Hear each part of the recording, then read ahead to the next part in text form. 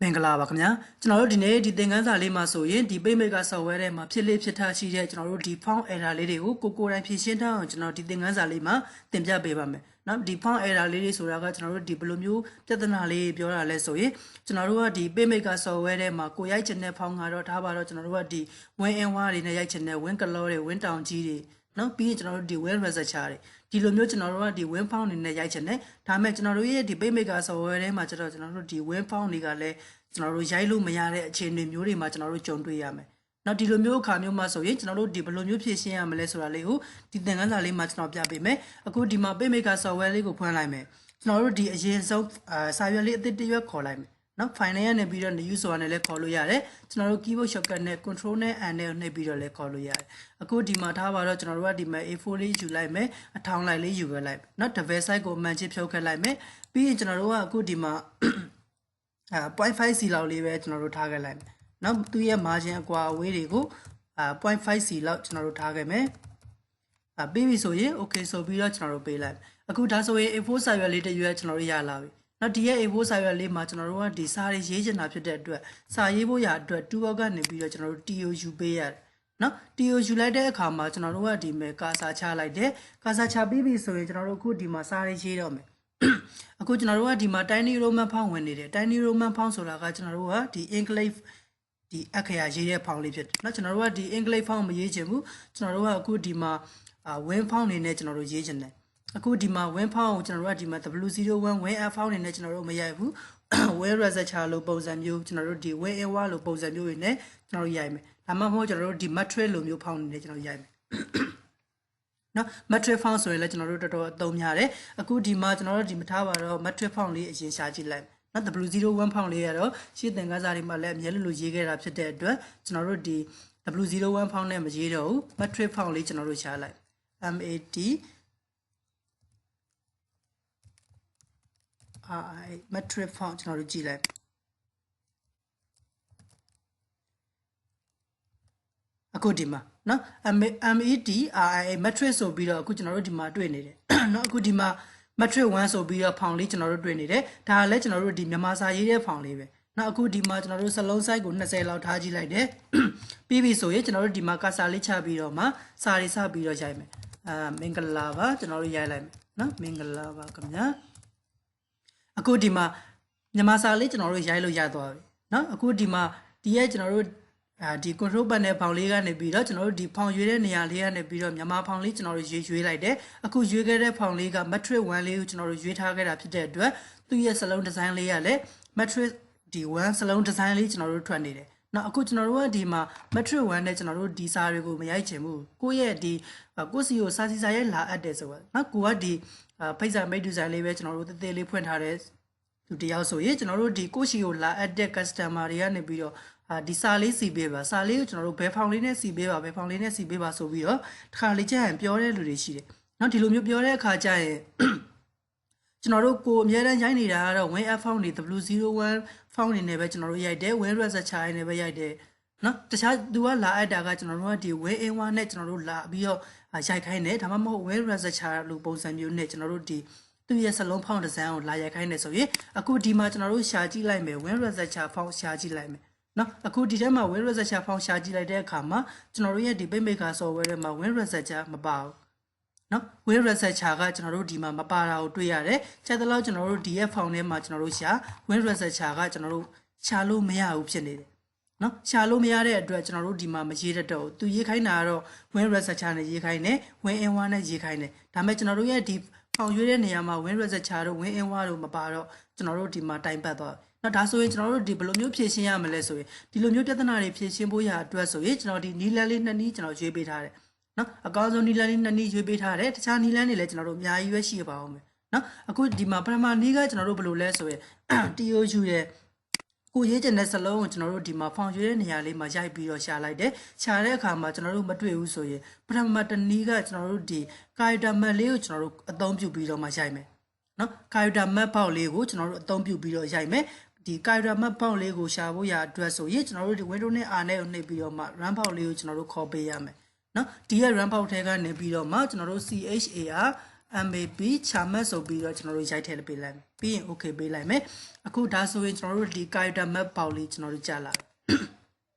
အခုဒီမှာနော် character map ပေါက်လေးကျွန်တော်တို့ကြာလာတယ်ဒီထဲမှာကျွန်တော်တို့ဒီမှာ win researcher နဲ့ရိုက်ချင်တာဖြစ်တဲ့အတွက်WIN ဒီမှာ win researcher ဆိုပြီးတော့ကျွန်တော်တို့ရိုက်ရှာလိုက်တယ်နော် WINR ဆိုပြီးတော့ရိုက်လိုက်တာနဲ့ကျွန်တော်တို့ဒီမှာ win researcher font လေးကျွန်တော်တို့ဒီမှာတွေ့ပြီ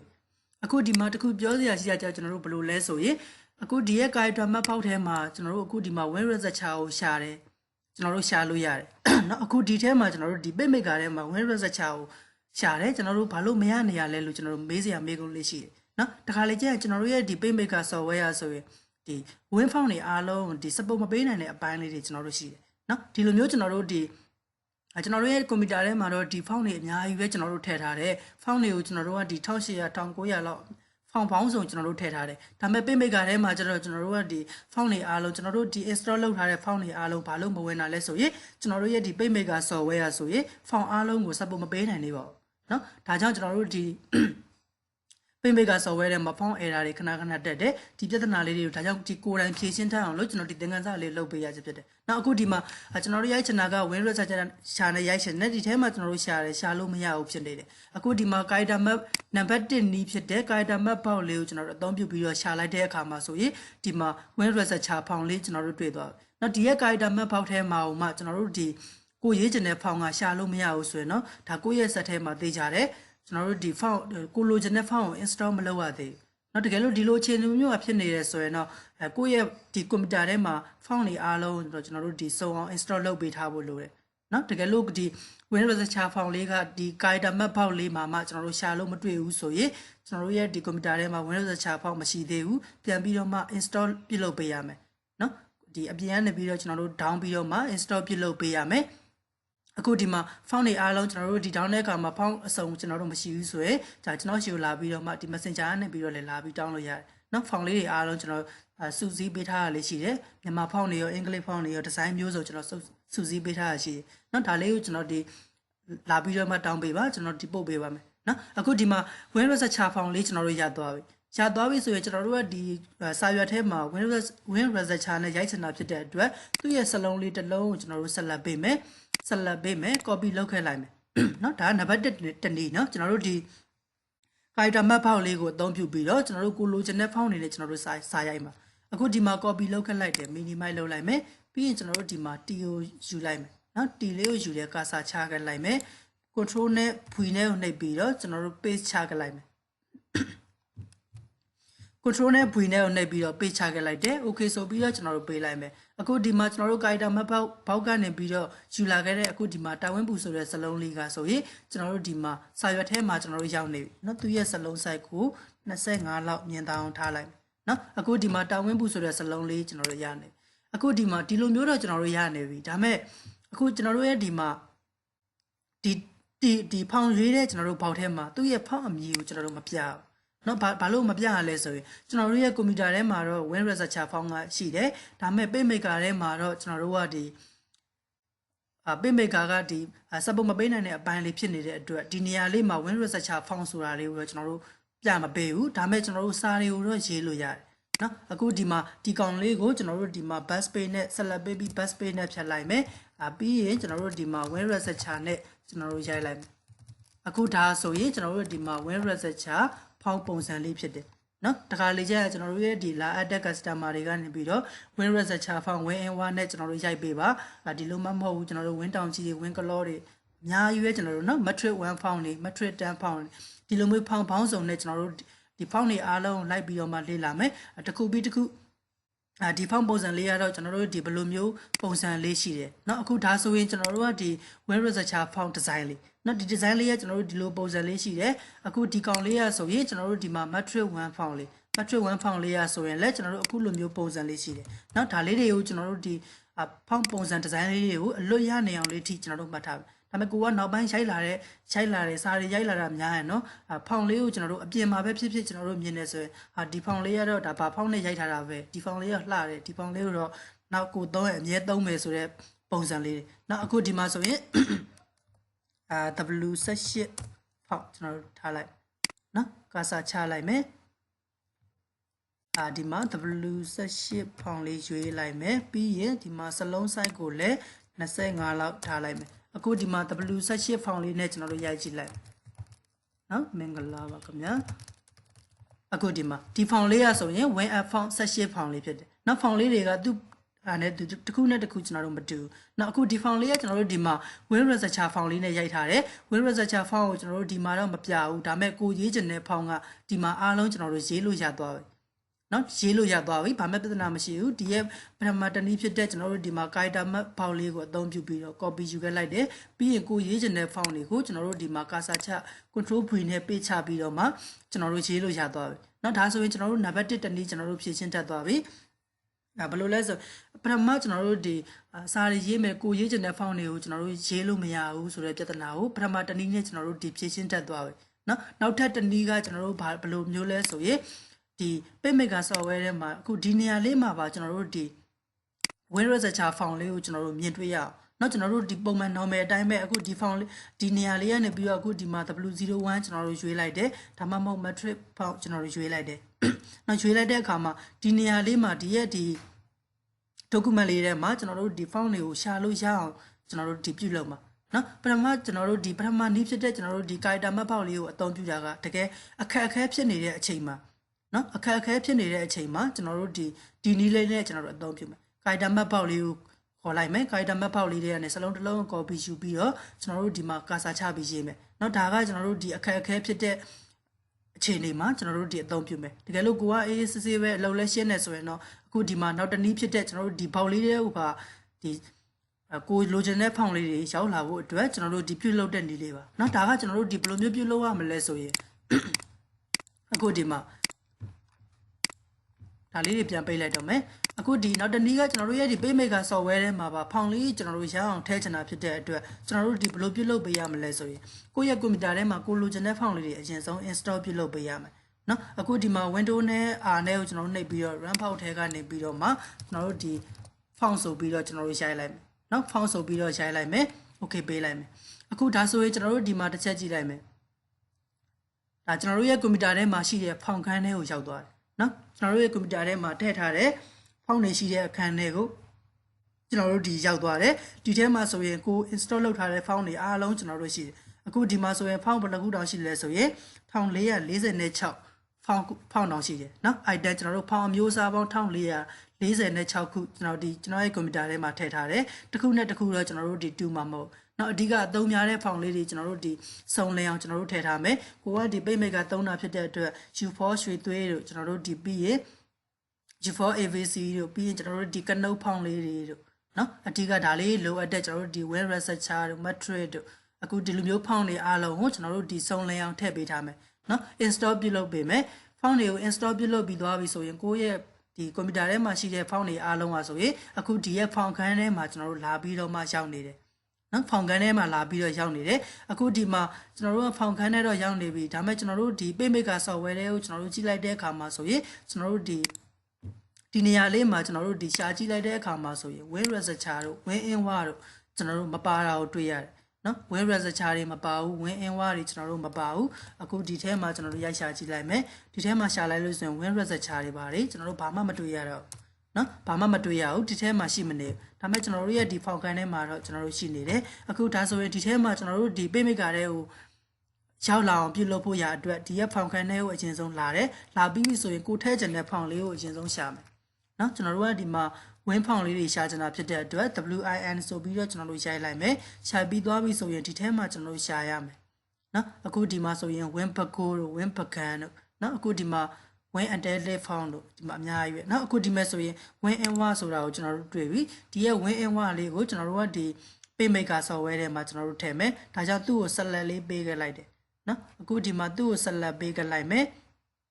ပြီးပြီဆိုရင်နောက်တစ်ခုကကျွန်တော်တို့ဒီ win researcher ဆိုတဲ့ font လေးကျွန်တော်တို့ရှာမယ်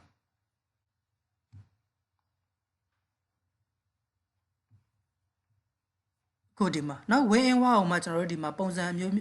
လေးတွေအမျိုးမျိုးရှိသေးတယ်เนาะအခုဒီမှာ win inwa 250တို့130တို့ဒါလေးတွေကကျွန်တော်တို့ဒီသူ့ရဲ့ font ပုံစံလေးတွေကိုပြောတာเนาะအခုကျွန်တော်တို့ဒီမှာဒီထဲကနေပြီးတော့ win researcher font လေးကိုကျွန်တော်တို့ရှာမယ်အ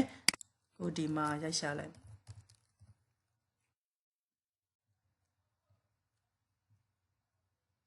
အခုဒီမှာเนาะဒီရဲ့ကျွန်တော်တို့ဒီမှာ viral aha font လေး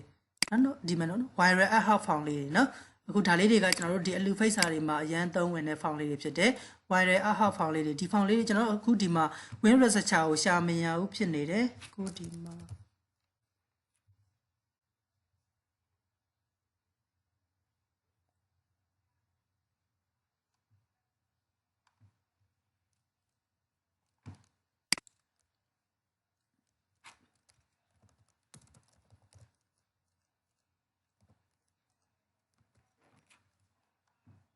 အခုဒီမှာเนาะ win researcher font လေးကျွန်တော်တို့တွေ့ပြီအခုဒီရဲ့ font လေးကိုကျွန်တော်တို့ကဒီ PageMaker software တွေကိုရောက်လာအောင်ကျွန်တော်တို့ပြုလုပ်ချင်တာဖြစ်တဲ့အတွက်သူ့ကိုကျွန်တော်တို့ဆက်လက်ပေးမယ်ပြီးရင်ကျွန်တော်တို့ဒီ control C နဲ့ copy ယူလို့လည်းရတယ် right click နှိပ်ပြီးတော့ copy ယူခဲ့လို့လည်းရတယ်เนาะအခုဒီလိုမျိုးကျွန်တော်တို့ copy ယူခဲ့လိုက်မယ် copy ယူပြီးသွားပြီဆိုရင်ဒါကျွန်တော်တို့ဒီနေရာလေးမှာတစ်ချက်ပဲကိုဘဲဖောင်းကိုပဲလိုချင်เนาะအစောနာဆိုကျွန်တော်တို့ဒီ wider aha font လေးတွေတကယ်လို့ဒီရဲ့ကျွန်တော်တို့ဒီ PageMaker ထဲမှာမရှိဘူးဆိုရင် wider aha လေးတွေလည်းကျွန်တော်တို့ဒီအခုနီးတိုင်းလေးကျွန်တော်တို့ထည့်လို့ရတယ်နော်အခုဒီမှာတော့ကျွန်တော်ဒီအချိန်လေးရမ်းကြာနေမှာဖြစ်တဲ့အတွက်အခုဒီမှာ font လေးတစ်ခုကိုပဲကျွန်တော်တို့ copy ယူခဲ့လိုက်တယ် win researcher font လေးပေါ်မှာဆက်လက်ပေးတယ် right click နှိပ်တယ် copy ယူခဲ့လိုက်တယ်ပြီးရင်ကျွန်တော်တို့ကဒီမှာ C ခန်းထဲကိုလာမယ်နော် C ခန်းထဲကိုလာတယ်ဆိုတာကကျွန်တော်တို့ဘယ်လိုလဲဆိုရင် keyboard ကနေပြီးတော့ window နဲ့ e နဲ့ကိုနှိပ်လိုက်တယ်ကျွန်တော်တို့ရဲ့အခုဒီမှာဒီနေရာလေးကိုကျွန်တော်တို့ရောက်လာတယ်နော်ဒီရဲ့နေရာထဲမှာကျွန်တော်တို့ကအခုဒီမှာ C ထဲကိုလာမယ် C ထဲကနေပြီးတော့မှ program file 86ဆိုတဲ့ထဲကိုဝင်မယ်ဝင်ပြီးပြီဆိုရင်ကျွန်တော်တို့ကဒီ Adobe PageMaker တွေကိုထည့်ချင်တာဖြစ်တဲ့အတွက် Adobe ဆိုတာလေးကိုကျွန်တော်တို့ရှာမယ်။မောင်ရဲ့ left click နဲ့နှစ်ချက်နှိပ်ပြီးတော့ကျွန်တော်တို့ဖွင့်မယ်။နောက်ပြီးရင်ကျွန်တော်တို့အခုဒီမှာ PageMaker 7.0ဆိုတာလေးကျွန်တော်တို့တွေ့ပြီ။ဒီထဲမှာဝင်မယ်။ဒီထဲကနေပြီးတော့မှကျွန်တော်တို့ဒီမှာ extract ဆိုတဲ့ထဲကိုဝင်မယ်။နော် extract ထဲကနေပြီးတော့မှကျွန်တော်တို့အခုဒီမှာ font ဆိုတာလေးကျွန်တော်တို့ရှိတယ်။ font လေးကိုထပ်ပြီးတော့ဝင်မယ်။ဒီနားလေးမှာကျွန်တော်တို့ဒီမှာကိုထည့်ထားတဲ့ font လေးကို right click နှိပ်ပြီးတော့ paste ချလိုက်မယ်continue ဆိုတာနှိပ်လိုက်မယ်အခုဒီမှာဒီ font လေးကျွန်တော်တို့ရသွားပြီเนาะဒီရဲ့ font လေးကျွန်တော်တို့အခုဒီမှာရောက်လာပြီရောက်လာတဲ့အခါမှာဆိုရင်သူကဆိုရင်ဒီမှာဆက်လက်လေး auto ဝင်ပြီးသားလေးကျွန်တော်တို့ပြနေတယ်เนาะအခုဒီလိုမျိုးလေးပြနေပြီဆိုမှသူ့ပေါ်မှာကျွန်တော်တို့ right click နှိပ်မယ် right click နှိပ်ပြီးတော့ကျွန်တော်တို့အခုဒီမှာ install for all user ဆိုပြီးတော့မှကျွန်တော်တို့ install ပြုလုပ်ပေးရမယ်เนาะဒီရဲ့ install for all user ဆိုတာလေးကိုလုံးမပေးကြလိုက်ဘူးဆိုရင်ကျွန်တော်တို့ရဲ့ဒီ PageMaker ထဲမှာရောက်လာမှာမဟုတ်နောက်အခုဒီမှာ right click နှိပ်လိုက်တယ် install for all user ဆိုတာလေးကိုကျွန်တော်တို့ဒီမှာတစ်ချက်နှိပ်ပေးခဲ့လိုက်တယ်နှိပ်လိုက်တဲ့အခါမှာဆိုရင်အခုဒီမှာရသွားပြီနောက်ဒီလိုမျိုးလေးရသွားပြီဆိုရင်ကျွန်တော်တို့အခုဒီ PageMaker တဲကိုကျွန်တော်တို့ဒီပြန်လာပြီးတော့မှဖွင့်ကြည့်လိုက်မယ် PageMaker software လေးကိုပြန်လာပြီးတော့မှကျွန်တော်တို့ဖွင့်ကြည့်လိုက်တယ်နော်အခုဒီမှာဖွင့်ကြည့်လိုက်မယ်ဒီထဲမှာကျွန်တော်တို့ဒီရှာကြည့်လိုက်မယ်နော်အခုဒီမှာဒီလိုမျိုးလေးသွားပြီးတော့မှအစောနာလိုပဲ win researcher ဆိုပြီးတော့ရှာကြည့်လိုက်တယ်ဒါမဲ့ဒီမှာရှာလို့မရသေးဘူးဘာလို့မရသေးရလဲဆိုရင်ကျွန်တော်တို့ရဲ့ဒီ computer ကို restart တစ်ခါချပေးဖို့လိုတယ်နော် computer ကို restart တစ်ခါချပေးဖို့လိုတယ်အခုဒါဆိုရင်ကျွန်တော်တို့ဒီမှာဒီကောင်ကိုကျွန်တော်တို့ပိတ်လိုက်တော့မယ်ပိတ်ပြီးပြီဆိုရင်ကျွန်တော်တို့ရဲ့ဒီ computer ကိုဒီမှာ restart ချပေးရမယ်နော်အခုဒီမှာ restart ချပေးရမယ်အခုဒီမှာတော့ကျွန်တော်တို့တခါတည်းဒီ restart ချတာကိုမပြတော့နော်ဘာလို့လဲဆိုရင်အခုဒီ set ကို restart ချလိုက်လို့ဆိုရင်ကျွန်တော်ရဲ့ဒီ recorder လေးကဒီအလုံးမလုံးတော့မှာဆိုလို့နော် recorder လေးပြုတ်ကျသွားမှာဆိုလို့ပါအခုဒါဆိုရင်ဒီမှာဒီနေရာလေးကနေပြီးတော့မှအခုကျွန်တော်တို့ဒီ restart ဆိုတာလေးကိုကျွန်တော်တို့တစ်ချက်နှိပ်ပေးလိုက်ရင်ရပြီ restart ချပြီးသွားလို့ပြန်တက်လာတဲ့အခါကျရင် PageMaker software လေးကိုကျွန်တော်တို့ဒီဖွင့်ကြည့်လိုက်မယ်ဖွင့်ကြည့်ပြီးသွားပြီဆိုရင်အစောကကျွန်တော်တို့ဒီ install ပြုလုပ်ခဲ့တဲ့ win researcher ဆိုတဲ့ font လေးရောက်မရောက်ကျွန်တော်တို့ဒီကြည့်ပေးမယ်နော်တကယ်လို့ဒီအခုဒီနီလန်လေးအတိုင်းပဲပထမတနည်းကကျွန်တော်တို့ဒီ character map ဘောက်ကိုအသုံးပြုပြီးတော့မှဒီကိုရေးချင်တဲ့ font တွေရှာပြီးတော့ကျွန်တော်တို့ရေးမယ်နောက်ထပ်တနည်းက PageMaker software လေးကိုရောက်လာအောင်ကျွန်တော်တို့ဒီထည့်တဲ့နည်းလေးပါနောက်ဒီနီလန်လေးနှစ်နည်းကိုကျွန်တော်တို့ဒီအသုံးပြုပြီးတော့မှဒီ font ပြဿနာတွေအားလုံးကိုကိုယ်တိုင်ကျွန်တော်တို့ဒီဖြည့်ရှင်းတက်လောက်ပြီးလို့ထင်ပါတယ်နောက်တကယ်လို့ဒီမရဘူးကျွန်တော်တို့လုံးလို့မရဘူးနားမလည်လိုက်တဲ့နေရာလေးတွေရှိတယ်ဆိုရင်လည်းကျွန်တော်တို့ပြန်ပြီးတော့မှပြင်ပြန်ပေးပါအခုဒါဆိုရင်ဒီရဲ့နည်းလေးအတိုင်းကျွန်တော်တို့ဒီကိုမရေးတတ်တဲ့ font လေးတွေအားလုံး copy ယူမယ်ပြီးရင်ကျွန်တော်တို့ဒီ install ပြုလုပ်မယ်เนาะအခုဒီနည်းလေးနဲ့ပြန်ပြီးတော့မှပြုလုပ်ကြည့်ပေးပါအခုဒါဆိုရင်တော့ကျွန်တော်ဒီသင်ခန်းစာလေးကိုဒီမှာပဲရှင်းနာလိုက်ပါမယ်ခင်ဗျာ